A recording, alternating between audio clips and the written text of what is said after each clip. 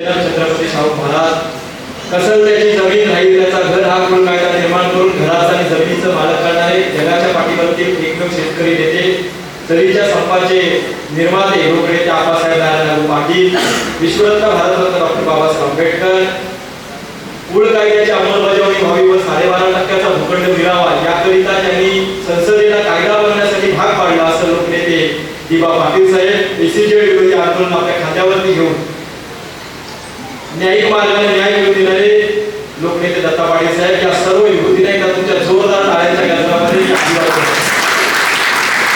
विचारपीठावर विराजमान आजच्या सभेचे प्रमुख मार्गदर्शक समाजी अतुल भाकरे साहेब आणि विचारांच्यावरती सर्वच आपले सहकारी समविचारी आणि चळवळीचे कार्यकर्ते रात्री 1 वाजेपर्यंत मी तुमच्या संपर्कात होतो.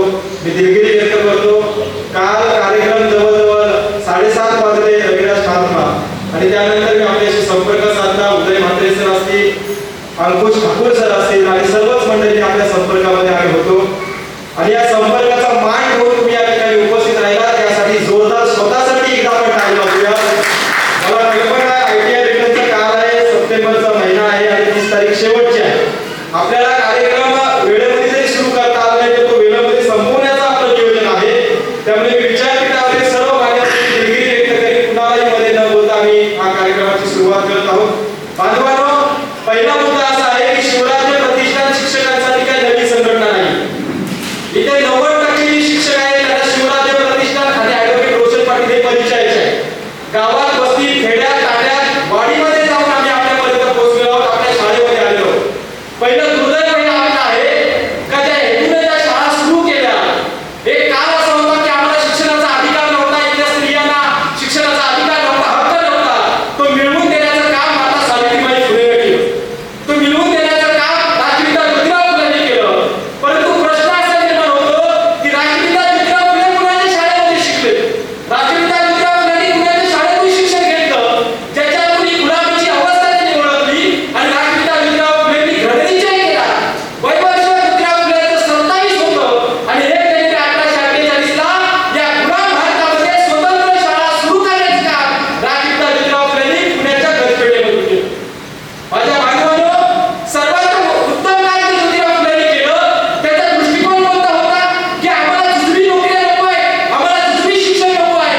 ज्योतिराव फुलेंनी 3 सप्टेंबर 1982 ला हंटर कमिशन सोबत फार महत्त्वाची मागणी केली. 1882 ला ज्योतिराव फुलेंनी मागणी केली की आमच्या समाजाला जुजबी नोकरी आणि जुजबी शिक्षण नको आहे. ज्या ज्योतिराव फुलेंनी 1835 ला लंडनच्या संसदेमध्ये अशा प्रकारचा कायदा लागू केला गेला की भारतातल्या लोकांची गुलामीची अवस्था कशामुळे आहे तर कारण आहे शिक्षण. आणि ते शिक्षण जर या बहुजन समाजाला भूमिपुत्र समाजाला मिळालं तर लोक अंधकारातून मुक्त होतील. म्हणून त्या काळामध्ये तेथील राष्ट्रपती, तेथील संसदेचे प्रधानमंत्री ज्याला प्राईम मिनिस्टर म्हटलं जातं त्या लॉ कमिशनर कायदा बनवला की त्या ठिकाणी भारतामध्ये शिक्षण व्यवस्था सुरू करायला हवी. इंग्रजांनी पहिल्यांदा भारतात शाळा सुरू केली. काय होता 1835 एक त्यांनी 1848 ला ज्योतिराव फुलेंनी शाळा सुरू केली. 1857 ला त्या काळामध्ये Madras university, Kolkata university, Bombay university act बनवून शाळा सुरू करण्यात आल्या.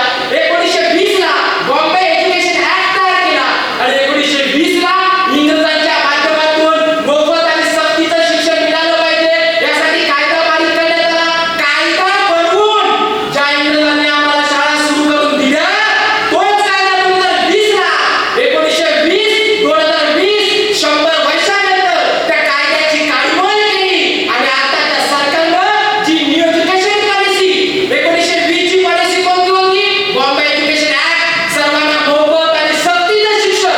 आणि आता त्या सरकारने 2020 ला न्यू एज्युकेशन पॉलिसी आणली आणि त्या न्यू एज्युकेशन पॉलिसी 100 वर्ष पूर्ण झाल्यानंतर इथल्या बहुजनांच्या शाळा बंद करण्याचा निर्णय घेतला. म्हणून शिक्षकांनी जरा श्वास मोठ्याने घ्या आणि शांत बसा, कारण जे स्टिक ऑपरेशन होणार ते भयावह आहे. म्हणजे 1920 ला एकीकडे इंग्रज लोक काय करतात मोफत आणि सक्तीचा ऍक्ट तयार करतात आणि दुसरीकडे 2020 ला सेक्शन बघा तुम्ही सिनॉप्सिस वाचा. त्या सिनॉप्सिस मध्ये सेक्शन 4, सेक्शन 5 आणि सेक्शन 7 तुम्ही वाचलं त्याच्यामध्ये लिहिलंय काय 20 फुटाच्या खालच्या शाळा बंद करण्यात येत आहे. बरोबर बोलतोय? बरोबर बोलतोय?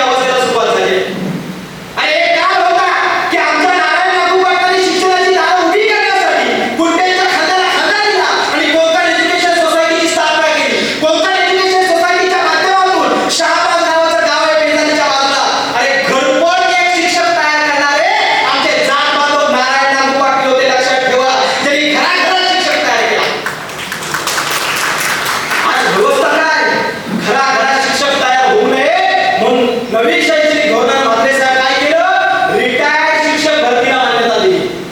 नारायण नागू पाटलांनी काय केलं, घराघरात आगरी, कोळी, कराडी, कुणबी, मराठा सर्वांच्या घराघरात मोहनराव पाटील साहेब असतील, दत्ता पाटील असतील, दीपा पाटील असतील, नारायण नागू पाटील असतील, एटी पाटील साहेब असतील, या तमाम भूमिपुत्र महापुरुषांनी घराघरात शिक्षक निर्माण झाला पाहिजे त्यासाठी प्रयत्न केला.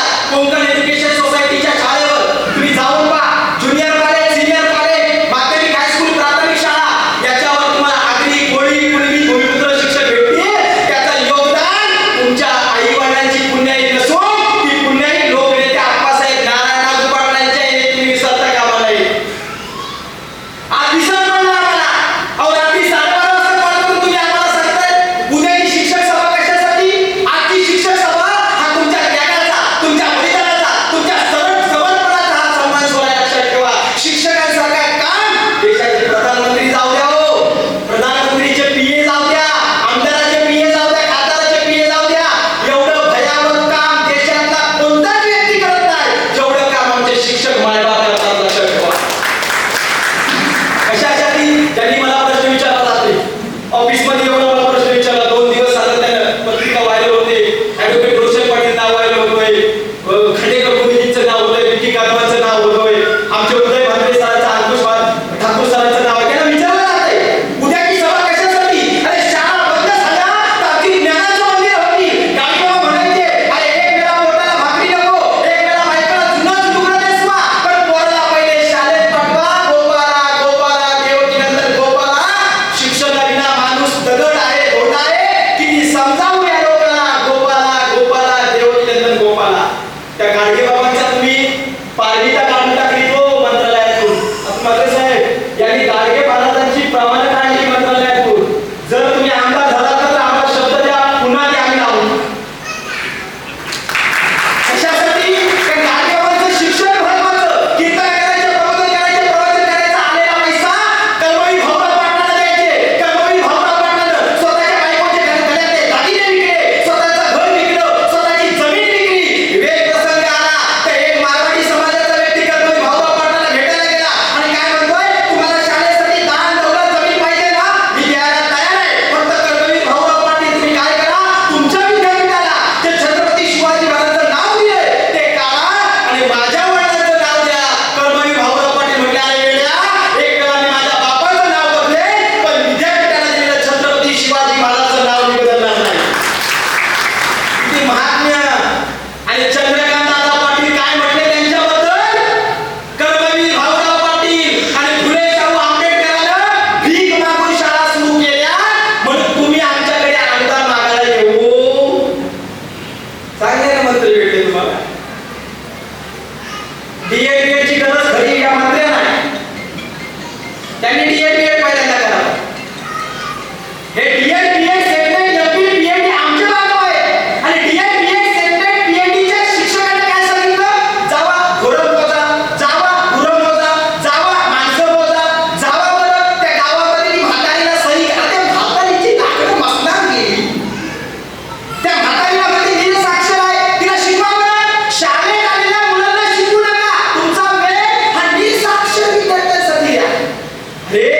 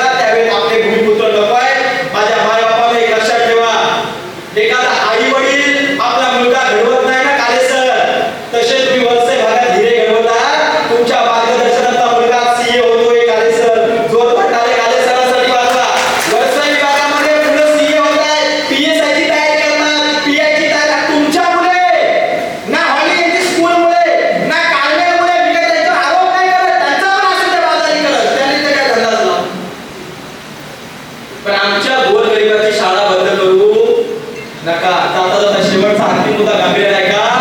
सरकारने 1920 नंतर 1994 ला एज्युकेशन ऍक्ट आणला. 2008 ला एज्युकेशन ऍक्ट आणला. राईट एज्युकेशन पॉलिसी काय सांगितलं? 1 किलोमीटर मध्ये एक शाळा असेल, पण भारत सरकारने निर्णय घेतला कोणता? 5 किलोमीटर मधल्या 10 शाळा आता एकत्र करायच्या. म्हणजे anti right to education policy 86 वी घटना दुरुस्ती करून तुम्ही आर्टिकल 21 मध्ये म्हणजे 21 क नुसार तुम्ही काय केलं? Education that is fundamental right. वय वर्ष 6 ते वय वर्ष 14 पर्यंतच्या मुलाला मोफत आणि सक्तीचं आणि मूलभूत अधिकार आणि शिक्षण देण्याची जबाबदारी कुणाची? कुणाची? कुणाची? अरे ह्या लोकप्रतिनिधींची म्हणजे सरकारची आहे. हे सरकार आमच्या हाताला कलम देत नाही. हे सरकार आमच्या हाताला नोकरी देत नाही. हे सरकार आम्हाला शिक्षण देत नाही. हे सरकार पीआय, पीएसआय, दंडाधिकारी, विस्तार अधिकारी, तलाठी, genetics, software, IAS, IPS, ISI, IAS ही पदं आम्हाला सरकार देत नाही. तर सरकारचे लोकप्रतिनिधी आमच्या गावागावात इलेक्शनला फक्त थोडी थोडी येतात. थोडी थोडी थोडी परत कुठं पार्टी मिळणार आहे? अतुल म्हात्रे साहेबांसोबत आम्ही का जुळलो? कारण अतुल म्हात्रे काय म्हटले? रोषा पाटीलजी, आमच्याकडे एखादा बोकड बघायला आला, एखादा टँगो बघायला आला, एखादा किंगफिशर बघायला आला, तर मी देणार नाही. एकच आमदारकीचा उमेदवार मी असा पाहिला जो दारूला विरोध करतो. आणि काय सांगता? त्यांनी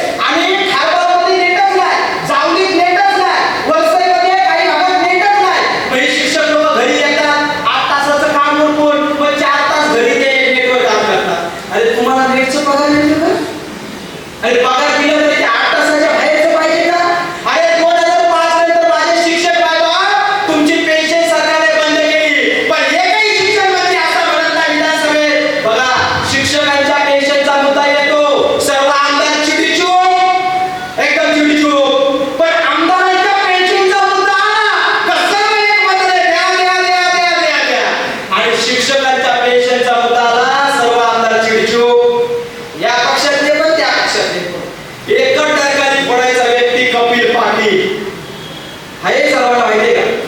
त्यांना फोन आम्ही काल रात्री केला, म्हटलं उद्या शिक्षकांची सभा घेतो, आपल्या शिक्षकांच्या लोकांना पाठवते, म्हणजे मी पण काही शिक्षक लोक पाठवत आहे. पण कधी आमदार कपिल पाटलांनी सुद्धा फोन केला होता सांगण्यासाठी, ते शिक्षक भारतीचे आमदार. पण दुर्दैव आहे त्या व्यक्तीने काही शाळा वाचवल्या आणि आम्ही पिया दाखल केली. महाराष्ट्रातल्या 14,000 शाळा बंद होण्यापासून या शिवराज्य प्रतिष्ठाने वाचवल्या. लक्षात ठेवा. म्हणून आम्हाला हक्क आहे तुम्हाला बोलण्याचा. हक्क काय आहे? कारण नोकरी वाचली, शिक्षण वाचेल, शिक्षण वाचलं पोरं शिकतील. नाहीतर ताई आज गव्हर्नमेंट म्हणजे प्रायव्हेटच्या शाळेची फी 60,000च्या घरात आहे. आणि जर तुम्ही स्वतः इकडे गेला, आपल्या पनवेलमध्ये गेला, तर त्या ठिकाणी 1.5 लाख रुपये फी पहिलीच्या वर्गाची मिळते. पाहायला उद्या जर ज्याच्याकडे पैसा आहे त्याची मुलं खाजगी शाळेत शिकतील, एकीकडे शिक्षकांच्या शाळा बंद होतील. गोरगरिबाची मुलं यांना बेरोजगार, बेघर आणि उच्च शिक्षित मिळणार नाही. ती करण्यासाठी शिवराज्य प्रतिष्ठानचा हेतू आहे. आमचं गाव असेल तर आमचा ग्रामसेवक झाला पाहिजे, आमचं गाव असेल तर आमचा तलाठी झाला पाहिजे, आमचा तालुका असेल तर आमचा तहसीलदार झाला पाहिजे. आणि म्हणून आपल्याला विनंती आहे, शिक्षकांच्या अनेक समस्याबाबत आपल्याकडे प्रश्न येतात, आशा सेविकांचे प्रश्न येतात, अंगणवाडी सेविकांचे प्रश्न येतात. शिवराज्य प्रतिष्ठान महाराष्ट्र राज्य आणि आतूर नमिता कुमार म्हात्रे प्रतिष्ठान कोलॅबोरेशन आम्ही करू, एकत्र या शिक्षणाच्या मुद्द्यावर काम करत आहोत. आतूर म्हात्रे साहेबांना या ठिकाणी जे बोलवलंय त्याची एकच इच्छा आहे की आतूर म्हात्रे साहेब, आमच्या मताची किंमत तुम्ही मीठ भाकरीवर कधीच समजू नका. बघा लक्षात घ्या मी काय म्हणतोय. बाबासाहेब सांगतात की 1952 कागवलकर समोर कागवलकर 8वी नापास, Babasaheb Ambedkar double PhD, triple PhD, Babasaheb Ambedkar law minister होण्याच्या अगोदर बाबासाहेब आंबेडकर जेव्हा उभे राहिले, कागवलकर 8वी नापास म्हणून बाबासाहेबांच्या विरुद्ध निवडून आणला.